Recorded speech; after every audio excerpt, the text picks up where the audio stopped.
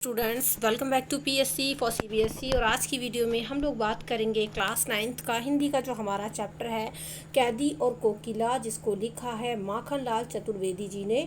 तो इसकी डिटेल में एक्सप्लेनेशन मैं आपके साथ यहाँ पर शेयर करने वाली हूँ। हम डिस्कस करेंगे बहुत अच्छे तरीके से इस लेसन को। सो मेक श्योर आप पहले चेक कर लो कि अगर अभी तक आपने चैनल को सब्सक्राइब नहीं किया है, so for all the CBSE latest updates and साथ ही साथ अपने ऑल सब्जेक्ट्स की स्टडी के लिए सबसे पहले चैनल को सब्सक्राइब करें बेल आइकन को प्रेस करके, ताकि सारी इंपॉर्टेंट एंड यूजफुल वीडियोस आप तक इजीली पहुंचती रहें। एंड हाँ, don't forget to like and share this video also. इसके अलावा अगर आपने अपने सिलेबस नहीं देखा है, लेटेस्ट सिलेबस, और इससे प्रीवियस चैप्टर्स आपके क्लियर नहीं है with important question and answers, so all the videos के लिंक आपको मिल जाएंगे डिस्क्रिप्शन बॉक्स के अंदर। वहाँ से आप अपने प्रीवियस सारे के सारे चैप्टर्स अच्छे से क्लियर कर सकते हैं। तो चलिए शुरू कर लेते हैं हम अपने इस कविता को एक तरीके से। तो कैदी और कोकिला जो ये कविता लिखी माखन लाल चतुर्वेदी जी ने, वो क्यों लिखी, कब लिखी, और इस कविता के अंदर क्या क्या है, वो हम सारी चीज़ें डिटेल में डिस्कस करने वाले हैं। वीडियो को एक सेकंड के लिए भी स्किप मत कीजिएगा, ताकि पूरी कविता आपके को एकदम क्लियर हो जाए। तो देखो, सबसे पहले माखन लाल चतुर्वेदी जी के बारे में थोड़ा सा जान लेते हैं हम। इनका जो जन्म था वो मध्य प्रदेश के होशंगाबाद जिले में हुआ था, सन 1889 में हुआ था, और 16 वर्ष की अवस्था में शिक्षक बन गए। मतलब 16 की एज में ही बिकेम टीचर। ठीक है। उसके बाद में उन्होंने अध्यापन काम छोड़कर प्रभा पत्रिका का संपादन शुरू किया। वे एक देशभक्त भी थे और एक प्रखर पत्रकार भी थे। उन्होंने जो फेमस काम किए, करमवीर और प्रताप का भी संपादन किया था, ये उनके फेमस वर्क थे। 1968 में उनका देहांत हो गया। हिम किरीटनी, साहित्य देवता, हिम तरंगिनी, वेणु जो गूंजे धरा, ये सारी उनकी प्रमुख कृतियां हैं। और उन्हें पद्म विभूषण भी मिल चुका है। ठीक है, पद्म भूषण मिल चुका है, और साहित्य अकादमी पुरस्कार से भी उनको सम्मानित किया गया है।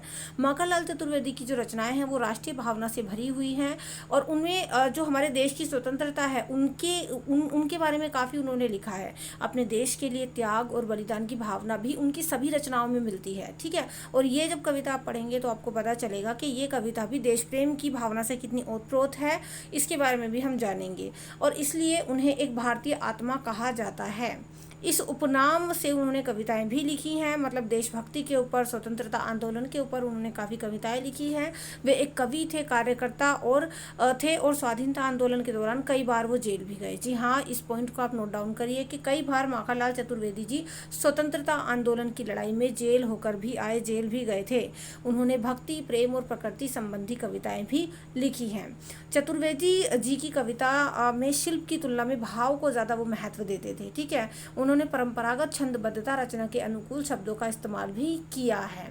अब देखिए, ये जो हमारी कैदी और कोकिला है वो कविता बहुत ही लोकप्रिय रही है। ये कविता भारतीय स्वाधीनता सेनानियों के साथ जेल में किए गए दुर्व्यवहारों और यातनाओं का मार्मिक साक्ष्य प्रस्तुत करती है। क्या हुआ था, जो माखन लाल चतुर्वेदी जी थे वो हमारे देश की लड़ाई के दौरान, मतलब उनको जेल भी जाना पड़ा था। तो जेल में रहते हुए ही उन्होंने ये जो कविता है कैदी और कोकिला, इसको लिखा था। और इस कविता के माध्यम से उन्होंने जो स्वाधीनता सेनानी थे, मतलब जो देश की लड़ाई की में भाग लेने के कारण जेल गए थे, ब्रिटिश शासन ने जिन लोगों को जेल भी पहुंचा दिया था, तो जेल में उन लोगों को क्या क्या फील हुआ या क्या क्या यातनाएं और दुर्व्यवहार उनके साथ किया गया, उसके बारे में बेसिकली ये कविता है। कवि जेल में एकाकी और उदास है। मतलब माखन लाल चतुर्वेदी जी जो हैं वो अपने देश की लड़ाई के लिए जो है जेल गए थे, और जेल में रहकर ही उन्होंने इस कविता का जो है निर्माण किया था। ये कविता उन्होंने लिखी थी, और वो जेल में बड़े उदास थे और एकाकी हैं। और कोकिल का मतलब क्या होता है, कोयल से वे अपने मन का दुख, असंतोष और ब्रितानी शासन के प्रति अपने आक्रोश को व्यक्त करते हुए कहते हैं कि ये समय मधुर गीत गाने का नहीं है। मतलब कोयल क्या थी, वो मधुर गीत गा रही थी, बल्कि मुक्ति का गीत सुनाने का है। तो तुम मधुर गीत मत गाओ, मुक्ति का गीत सुनाओ। कवि को लगता है कि कोयल भी पूरे देश को एक कारागार के रूप में देखने लगी है, इसलिए अर्धरात्रि में वो चीख उठी है। चलिए अब हम देख लेते हैं इस कविता को, कैदी और कोकिला को। आई होप आप इस कविता को पूरा देखेंगे, समझेंगे, ताकि आप अच्छे तरीके से इसको समझ पाएं। तो देखो, यहाँ पर जो है माखन लाल चतुर्वेदी जी जेल में बंद है, और ये आधी रात का समय है। आधी रात को जो है कोयल आती है और कोयल बोलने लगती है। तो कोयल को बोलता हुआ देख करके जो माखन लाल चतुर्वेदी हैं, जो कवि हैं हमारे, वो कहते हैं, क्या गाती हो, क्यों रह जाती हो, कोकिल बोलो तो, क्या लाती हो, संदेशा किसका है, कोकिल बोलो तो देखो यहाँ पर कवि कह रहे हैं कोयल से, कोकिल का मतलब क्या होता है कोयल, कि हे कोयल तुम आधी रात को यहाँ मतलब आई हो और तुम आधी रात को गा रही हो। तो जेल के अंदर वो बंद है और जेल के बाहर ही जो ये कोयल है वो जो है गा रही है। गा क्या रही है, वो एक तरीके से चीख मार रही है। तो ये कह रहे हैं कि हे कोकिल, कोकिल का मतलब कोकिला, तुम आधी रात को क्या गाती हो और क्यों रह जाती हो। रह जाती हो का मतलब कि तुम बीच में रुक रुक कर जो है क्यों चीखें मार रही हो, क्यों आवाज़ें दे रही हो। कोकिल बोलो तो कोकिला बताओ तो सही। इसके अलावा वो आगे पूछते हैं क्या लाती हो, संदेशा किसका है। कोकिल बोलो तो मतलब तुम आधी रात को क्या लाई हो, क्या तुम किसी के लिए कोई संदेश लाई हो, क्या तुम किसी के लिए कोई मैसेज लाई हो, और अगर लाई हो तो वो क्या संदेशा है, कोयल बोलो तो। आगे वो कहते हैं कि ऊंची काली दीवारों के घेरे में, डाकू चोरों बटमारों के डेरे में, जीने को देह नहीं पेट भर खाना, मरने भी नहीं देते तड़प रह जाना, जीवन पर अब दिन रात कड़ा पहरा है, शासन है या तम का प्रभाव गहरा है, हिमकर निराश कर चला रात भी काली, इस समय काली माँ गई जगी क्यों आली। तो देखो यहाँ पर इस पैराग्राफ के अंदर कवि जो है बता रहे हैं कि जेल का जो माहौल है कैसा है और वो वहाँ पर कितनी यातनाएं या फिर परेशानियाँ झेल रहे हैं। वो कहते हैं कि ऊंची काली दीवारों के घेरे में, आपको पता है जेल की तो जो दीवारें होती हैं वो ऊंची होती हैं, काली होती है। तो जो जेल की दीवारें हैं उनके बारे में जो कवि हैं वो यहाँ पर बता रहे हैं कि जो जेल की दीवारें हैं वो बड़ी ऊंची हैं, बड़ी काली काली दीवारें हैं और इनके घेरे में मैं यहाँ कैद हूँ, डाकू चोरों बटमारों के डेरे में। और आपको पता है जेल में जो है बुरे से बुरे व्यक्ति पाए जाते हैं, डाकू होते हैं, चोर होते हैं, बटमार होते हैं। तो यहाँ पर कवि कहते हैं कि मैं इन ऊंची ऊंची काली काली दीवारों के घेरे में हूँ और अकेला नहीं हूँ, यहाँ पर चारों डाकू हैं, चोर हैं, बटमार हैं, तो इनके डेरे में मैं इनके साथ हूँ और जीने को देते नहीं पेट भर खाना। और यहाँ पर जो ब्रिटिश शासन है उस समय मतलब वो क्या करता था, नॉर्मली क्या होता है जेल में बहुत ज़्यादा अच्छी क्वालिटी का खाना नहीं मिलता है, आपको पता भी होगा। तो यहाँ पर माखनलाल चतुर्वेदी इसी चीज़ को बता रहे हैं कि जो ब्रिटिश शासन है वो हमें परेशान करने के लिए, हम भारतीयों को तंग करने के लिए पेट भर के खाना भी नहीं देते, मरने भी देते नहीं, तड़प रह जाना। और मैं यहाँ पर इतना असहाय हूँ कि ना तो ये लोग जीने देते हैं और ना ही मरने देते हैं, जीवन पर अब दिन रात कड़ा पहरा है, कि हमारा जो जीवन है यहाँ पर जो हम जेल में बंद हैं, हमारे जीवन पर दिन रात इन ब्रिटिश शासनकारियों का जो है कड़ा पहरा लगा हुआ है। हम ना चैन से जी सकते हैं, ना चैन से मर सकते हैं। शासन है या तम का प्रभाव गहरा है। तो देखो तम का मतलब होता है रात, अंधकार, ठीक है। तो वो कहते हैं कि जो ब्रिटिश शासन है ना, ये केवल शासन ही नहीं है, ये तो अंधकार का गहरा प्रभाव है, हमारी ज़िंदगी बिल्कुल अंधकार से भरी पड़ी है। हिमकर निराश कर चला रात भी काली। तो जिस तरीके से जब मतलब होता है ना, हिमकर का मतलब पहाड़ है ना, पहाड़ के पीछे, पर्वत के पीछे जब कोई मतलब सूरज छुप जाता है तो किस तरीके से अंधकार होता चला जाता है और रात आती चली जाती है। तो इसी तरीके से हमारे जीवन में से भी जो है हर तरीके का उजाला और प्रकाश जा चुका है और हमारा जीवन भी अंधकार से भर चुका है। तो हिमकर हमें निराश कर चला है, मतलब अपने पीछे जो है सूरज की रोशनी को छुपा करके चला गया है और हमारे लिए रात बहुत काली है। इस समय काली माँ मई जगह क्यों आली। तो इस समय है कोयल, इतनी रात को जब मतलब इतनी काली काली दीवारें हैं जेल की और इतना मतलब अंधकार यहाँ पर छाया हुआ है, तो तुम क्यों जगी हुई हो हे आली। तो यहाँ पर वो कोयल से सवाल कर रहे हैं। गाइस अगर आपको वीडियो अच्छी लग रही हो तो लाइक ज़रूर कर दें, कंजूसी बिल्कुल भी मत करिएगा। चलिए आगे वो क्या कहते हैं, क्यों हुक पड़ी वेदना बोझ वाली सी, कोकिल बोलो तो क्या लुटा मृदुल वैभव की रखवाली सी, कोकिल बोलो तो कहते हैं कि हे कोयल तुम आधी रात को मतलब हुक, क्यों हुक पड़ी। हुक का मतलब होता है जैसे कि आवाज़ देना, चिल्लाना, है ना। तुम इतनी रात को क्यों हुक पड़ी हो और वेदना बोझ वाली सी, और तुम्हें किस चीज़ की वेदना है, मतलब तुम्हें किस चीज़ का जो है पीड़ा उठ रही है, जो तुम आधी रात को यहाँ पर शोर मचा रही हो। तो तुम्हें किस चीज़ की वेदना है, क्या परेशानी है तुम्हें, कोकिल बोलो तो। और वो आगे पूछते हैं क्या लूटा, कि क्या तुम्हारा किसी ने कुछ लूट लिया है, क्या तुम्हें किसी ने परेशान किया है। मृदुल वैभव की रखवाली सी, कोकिल बोलो तो तुम तो मृदुल वैभव की रखवाली करने वाली हो, मतलब तुम जिस जगह से आती हो वहाँ पर हरियाली है और तुम मतलब एक अच्छी जगह से आ रही हो, तो क्या तुम्हारा वो वैभव, वो हरियाली किसी ने लूट ली है। तो तुम तो एक अच्छी संपन्न जगह की रखवाली करने वाली हो, तो तुम्हें आखिर क्या परेशानी हुई जो तुम आधी रात को आकर यहाँ पर हुंक दे रही हो? कोकिल बोलो तो। चलिए आगे है गाइज आपका, क्या हुई बावली अर्धरात्रि को चीखी, कोकिल बोलो तो, किस दावानल की ज्वालाएं हैं देखी? कोकिल बोलो तो कि तुम आधी रात को यहाँ पर जो है चीख मार रही हो कोयल आकर, तो कि तुम बावली क्यों हो रही हो, तुम शोर क्यों मचा रही हो, और आधी रात को चीखे देने का यहाँ पर क्या मतलब है कोयल, बताओ तो सही। और किस दावानल की? तो देखो दावानल होता है, आपने देखा होगा, डिस्कवरी में देखा हो सकता है कि जब जंगल में भयंकर आग लग जाती है तो उस आग को क्या बोलते हैं? दावानल। तो यहाँ पर कवि पूछते हैं कि किस दावानल की ज्वालाएं हैं देखी तुमने, मतलब तुमने क्या जंगल में कोई बहुत ज़्यादा भयंकर आग देख ली है जिसकी वजह से तुम चीखे मार रही हो? कोयल बोलो तो। चलिए, तो यहाँ पर देखो इतने सारे सवाल जो है कवि पूछ रहे हैं कोयल से, और आप देख सकते हैं इधर पिक्चर में कोयल बैठी हुई है पेड़ की डाली पर। आगे है हमारा, क्या देख ना सकती जंजीरों का गहना, हथकड़ियाँ क्यों, या ब्रिटिश राज का गहना, कोल्हू का चर्रक चूं जीवन की तान, गिट्टी पर अंगुलियों ने लिखे गान, हूँ मोट खींचता लगा पेट पर जुआ, खाली करता हूँ ब्रिटिश अकड़ का कुआं, दिन में करुणा क्यों जगे रुलाने वाली, इसलिए रात में गजब ढाही आली। तो देखो यहाँ पर कवि कहते हैं कि क्या तुम देख नहीं सकती कि मेरे ऊपर जंजीरों का गहना लदा हुआ है।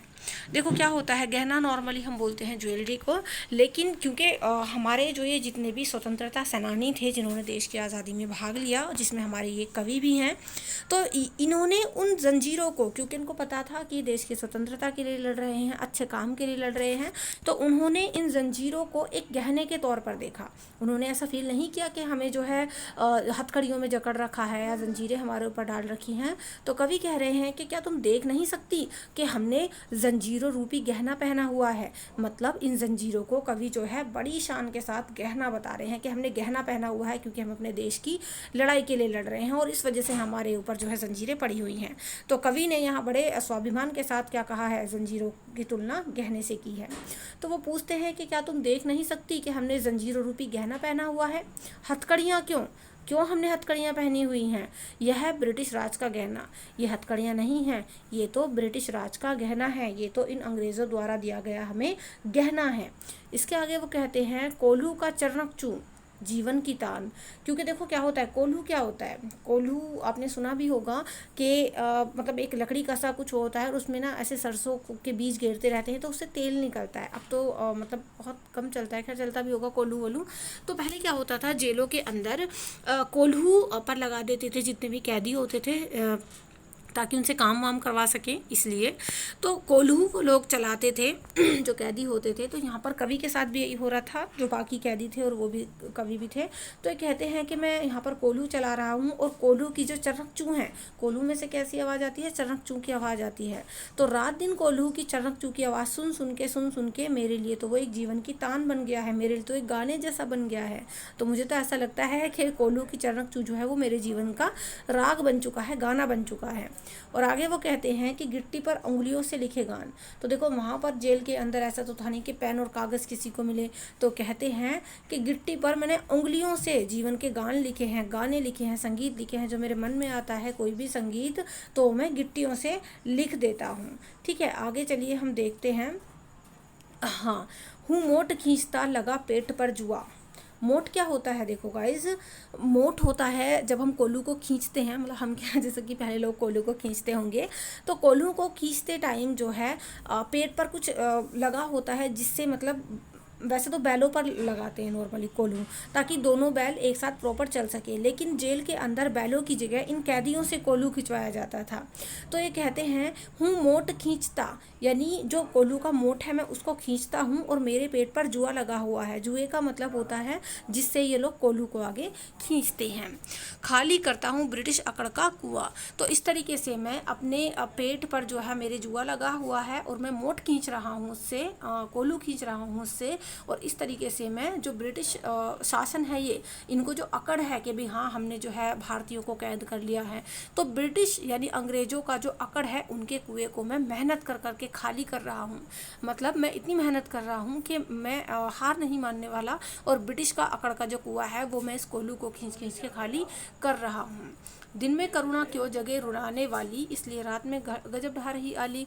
तो दिन में तो तुम जो है जब गाती हो, कोयल नॉर्मली क्या होता है जब दिन में गाती है तो लोग जो है करुणा वाली आवाज़ उसकी समझते हैं और बड़ी तारीफ़ करते हैं कि जब तुम दिन में गाती हो तो तुम्हारी आवाज़ करुणामयी लगती है, लेकिन अब जो है तुम आधी रात को जो यहाँ पर गजब ढा रही हो, आके शोर मचा रही हो, वो रुलाने वाली आवाज़ तुम्हारी आ रही है। आगे है इसमें, इस शांत समय में अंधकार का भेद रो रही हो क्यों, कोकिल बोलो तो, चुपचाप मधुर विद्रोह बीच इस भांति बो रही क्यों, कोकिल बोलो तो देखो क्या होता है, आधी रात को क्या होता है, बिल्कुल चारों तरफ शांति ही शांति होती है, आवाज़ें नहीं होती। वैसे मेरे बैकग्राउंड से आवाज़ आई होगी आपको। तो इसमें क्या होता है कि आधी रात को जो है शांत समय में, और अभी भी आधी रात ही हो रही है गाइस, रात के बज रहे हैं 12:30 साढ़े 12 के आसपास हो रहे हैं। तो मैं इस टाइम ये वीडियो शूट कर रही हूँ और बैकग्राउंड से, चलिए आपको थोड़ी सी आवाज़ आ रही होगी, उसको आप जो है इग्नोर करिएगा। हाँ, तो यहाँ पर कवि कह रहे हैं कि इस शांत समय में अंधकार का भेद रो रही हो क्यों। तो रात के टाइम बहुत ही शांति होती है, अंधकार होता है, तो तुम इस अंधकार को क्यों भेद रही हो, कोकिल बोलो तो, चुपचाप मधुर विद्रोह बीज इस भांति बो रही क्यों, कोकिल बोलो तो। और इस टाइम आधी रात को बहुत ही चुपचाप सा है, चारों तरफ शांति ही शांति है, और जब तुम आके यहाँ पर शोर मचा रही हो तो जितने भी यहाँ पर कैदी सोए हुए हैं, जितने भी यहाँ पर जो है जो साथ वाले लोग हैं जो सोए हुए हैं, देखो दिन में थके हुए रहते हैं, तो दिन में थक कर वो रात को सो रहे हैं, है ना। और अगर तुम रात को आके यहाँ पर शोर मचाओगी तो उनकी नींद खुल जाएगी, और जब वो जाग कर बैठेंगे तो कुछ ना कुछ उनके दिमाग में चीज़ें चलेंगी कि कैसे हम यहाँ से बाहर निकलें, कैसे जेल को तोड़कर भाग जाएं। तो इस तरीके से शांत वातावरण में तुम विद्रोह के बीच क्यों बो रही हो, मतलब तुम उकसाने पे क्यों तुली हुई हो लोगों को, कोकिल बोलो तो देखो इस तरीके से यहाँ पर माखनलाल चतुर्वेदी जी ने बहुत अच्छी ये कविता लिखी है और काफ़ी चीज़ें हमारे सामने यहाँ पर उन्होंने एक्सप्रेस की हैं। आगे है, काली तू रजनी भी काली, शासन की करनी भी काली, काली लहर कल्पना काली, मेरी लाल कोठरी काली, काल कोठरी काली, टोपी काली कमली काली, मेरी लोह श्रृंखला काली, पहरे की हूँ कृति की ब्याली, तिस पर है गाली ए आली। तो अब यहाँ पर देखो ये माखनलाल चतुर्वेदी बता रहे हैं कि क्या क्या चीज़ें काली हैं, क्योंकि आधी रात का समय हो रहा है तो काफ़ी सारी चीज़ों की ये तुलना करेंगे अब, ठीक है, बताएंगे इनके आसपास क्या क्या चीज़ें कालेपन से यानी अंधकार से भरी हुई हैं। तो यहाँ पर कवि कहते हैं कोयल से कि काली तू, कि हे कोयल तुम काली हो, और रजनी भी काली, रजनी का मतलब ये रात भी काली है, शासन की करनी भी काली, यानी ये जो ब्रिटिश शासन है, ये भी जो भी ये लोग कर रहे हैं, इनका जो शासन चलाने का तरीका है वो भी काला है, काली लहर कल्पना काली, और ब्रिटिश शासन की जो ये लहर है, जो ये काम कर रहे हैं, जो इनकी कल्पनाएं हैं वो सभी भी क्या हैं, काली हैं, मेरी काल कोठरी काली, और जिस काल कोठरी में मैं बंद हूँ, जेल में मैं बंद हूँ, वो भी काली है, टोपी काली कमली काली, यानी मैंने जो टोपी ओढ़ रखी है वो भी काली है, और जो मुझे कंबल दिया हुआ है यहाँ पर वो भी काला है, मेरी लोह श्रृंखला काली, यानी इस जेल की जो सलाखें हैं वो भी कैसी हैं, काली हैं, लोह श्रृंखला का मतलब लोहे की बनी हुई सलाखें, वो भी काली हैं, पहरे की हूँ कृति की ब्याली। अब देखो पहरे की हूँ कृति क्या होती है, जैसे कि आधी रात को थोड़ा सा ना पहरेदार शोर सा करते हैं कि रात हो रही है, जागे रहो, ये तो जो हुंकार भरते हुए फिरते हैं, तो इस पहरे की हूँ कृति की ब्याली, तिस पर है गाली ए आली, और इस तरीके से हे आली तुम जो है रात को क्यों जाग रही हो, इस तरीके से गाली एक तरीके से क्यों दे रही हो शोर मचा मचा के। तो देखो यहाँ पर इतनी सारी चीज़ों को उन्होंने बता दिया है कि भाई मेरे चारों तरफ तो नेगेटिविटी भरी हुई है, चारों तरफ जो है अंधकार छाया हुआ है, हर चीज़ काली ही काली है मेरे लिए। तो इस तरीके से यहाँ पर कवि कह रहे हैं। आगे है गाइज आपका, इस काले संकट सागर पर मरने की मदमाती, कोकिल बोलो तो, अपने चमकीले गीतों को क्यों कर हो तैराती कोकिल बोलो तो यहाँ पर कवि कह रहे हैं कि इस काले संकट सागर पर, है ना, तो चारों तरफ मेरे ऊपर जो है संकट का सागर छाया हुआ है वो भी काला है ना, तो चारों तरफ से संकट ही संकट है, परेशानी ही परेशानी है। आप लोग देख सकते हैं, ये रहे हमारे कवि बेचारे जेल में बंद हैं, सलाखों के पीछे खड़े हुए हैं। तो इस काले संकट सागर पर यानी मेरे ऊपर जो ये संकटों का सागर टूट पड़ा है, वो मुझे मरने भी नहीं देता, मैं मर भी नहीं सकता, तो मैं क्या करूं कोयल बोलो तो। अपने चमकीले गीतों को क्यों कर हो तैराती, तो तुम्हारे मुंह से जो ये चमकीले गीत निकल रहे हैं तो तुम उन चमकीले गीतों को मतलब क्यों तैरा रही हो कोकिल बोलो तो। अब देखो कवि यहाँ पर बताएंगे कि मैं तो इतनी परेशानियों में हूँ, संकट में हूँ, लेकिन तुम्हें तो बहुत अच्छा कुछ मिला हुआ है, और वो क्या क्या अच्छी चीज़ें हैं वो ये बता रहे हैं। तुझे मिली हरियाली डाली, मुझे नसीब कोठरी काली, तेरा नभ भर में संचार, मेरा 10 फुट का संसार, तेरे गीत कहाँ वे वाह, रोना भी है मुझे गुनाह, देख विषमता तेरी मेरी, बजा रही तिस पर रणभेरी। तो देखो यहाँ पर कवि कह रहे हैं कि हे कोयल, तुझे तो हरियाली डाली मिली हुई है ना, तुझे तो बाहर संसार, खुला हुआ संसार मिला हुआ है, हरे हरे खेत या हरियाली डाली पर तू बैठती है, लेकिन मुझे दूसरी ही तरफ कैसी है, मुझे तो काली कोठरी नसीब हुई है, मैं तो यहाँ पर जेल में काली कोठरी में बंद हूँ। तेरा नभ भर में संचार, यानी तू तो पूरा मतलब पूरा आसमान तेरे लिए खुला हुआ है, और तू कहीं भी उड़ सकती है, कहीं भी आज़ाद होकर घूम सकती है। और मेरा, अगर मुझे देखो तो मेरा जो है केवल 10 फुट का संसार, मतलब मुझे 10 बाई 10 का जो है जेल का एक काल कोठरी मिली हुई है। तेरे गीत कहाँ वे वाह, रोना भी है मुझे गुनाह, यानी अगर तू गीत गाती है कोयल तो तुम्हारे गीतों को तो लोग वाह वाह करके सुनते हैं, लेकिन अगर मुझे रोना भी हो तो मेरा रोना भी इस ब्रिटिश शासन के अंदर, इस जेल के अंदर गुनाह माना जाएगा। देख विषमता तेरी मेरी, बजा रही तिस पर रणभेरी। और देखो कोयल, तुम्हारे और मेरे बीच कितनी विषमताएं हैं, मतलब सारी अच्छी अच्छी चीज़ें तुम्हें प्राप्त हैं और सारी बुरी बुरी चीज़ें मेरे हिस्से में आई हुई हैं, और हम दोनों के बीच इतनी मतलब विषमताएं हैं, हम दोनों कहीं से भी मैच नहीं करते, फिर भी तुम आधी रात को यहाँ पर आकर रणभेरी क्यों फेर रही हो। रणभेरी का मतलब होता है जैसे कि युद्ध से पहले कोई बिगुल बजाया जाता है ना, उसको, तो तुम किस लिए यहाँ पर आकर जो है रणभेरी बजा रही हो। चलिए आगे बढ़ लेते हैं। आगे लास्ट आपका गाइस पैराग्राफ है, अगर अभी तक आपने वीडियो को लाइक नहीं किया है तो जल्दी से लाइक कर देना। तो यहाँ पर लास्ट पैराग्राफ में कवि कहते हैं, इस हूँ कृति पर अपनी कृति से और क्या कहो क्या कर दूँ कोकिल बोलो तो, यानी इस हूँ कृति पर, यानी तुम जो आकर यहाँ हुंकार भर रही हो, तुम जो आधी रात को यहाँ पर आकर शोर मचा रही हो, तुम्हारी इस हूँ कृति पर अपनी कृति से, अपनी कृति का मतलब यानी अपनी रचनाओं से और कहो क्या कर दूँ, यानी मैंने तो पूरी की पूरी कविता ही तुम्हारे इस मतलब आधी रात को आकर रोने पर लिख दी है, जो तुम आकर यहाँ शोर मचा रही हो उसके ऊपर मैंने तो पूरी कृति ही तैयार कर दी, पूरी कविता ही लिख दी है, तो कोकिल बोलो तो, और इसके ज़्यादा मैं क्या कहूँ कोयल मुझे बताओ तो। मोहन के व्रत पर प्राणों का आसव किसमें भर दूं कोकिल बोलो तो। अब देखो मोहन कौन है, मोहन है यहाँ पर मोहनदास करमचंद गांधी जी, कि जो मोहनदास करमचंद गांधी ने मतलब हमारे गांधी जी ने जो व्रत लिया है देश को आज़ाद करने का, तो उस आज़ादी के लिए प्राणों का आसव मैं अब किसमें भर दूं, किसमें प्राण में डाल दूं, हे कोयल बताओ तो सही, तो हे कोकिल बोलो तो गाइस यहाँ पर इस पोएम को हमने अच्छे से समझ लिया है, डिटेल में एक्सप्लेन मैंने आपके साथ कर दिया है। अगर आपको ये वीडियो पसंद आई हो तो लाइक और शेयर में कंजूसी मत करना। आई नो कि वीडियो थोड़ी सी बड़ी बनी है क्योंकि आपकी पोएम भी काफ़ी बड़ी थी, ठीक है। आपका क्या फीडबैक है, क्या सजेशन है, आप मुझे कमेंट सेक्शन में बता सकते हैं। अगर आपको भी कोई वीडियो चाहिए अपने सिलेबस रिगार्डिंग तो भी आप मुझे कमेंट सेक्शन में ज़रूर बताइएगा। इसके अलावा फॉर ऑल अपकमिंग वीडियोज़ अपने कंप्लीट सिलेबस की स्टडी के लिए आप सबसे पहले चैनल को सब्सक्राइब करके बेल आइकॉन को प्रेस करें ताकि सारी वीडियोज़ आप तक ईजिली पहुँचती रहें। नेक्स्ट वीडियो में मैं इस चैप्टर के इंपॉर्टेंट क्वेश्चन आंसर्स आपके साथ डिस्कस करूंगी, तो इसके लिए मेरे साथ बने रहें।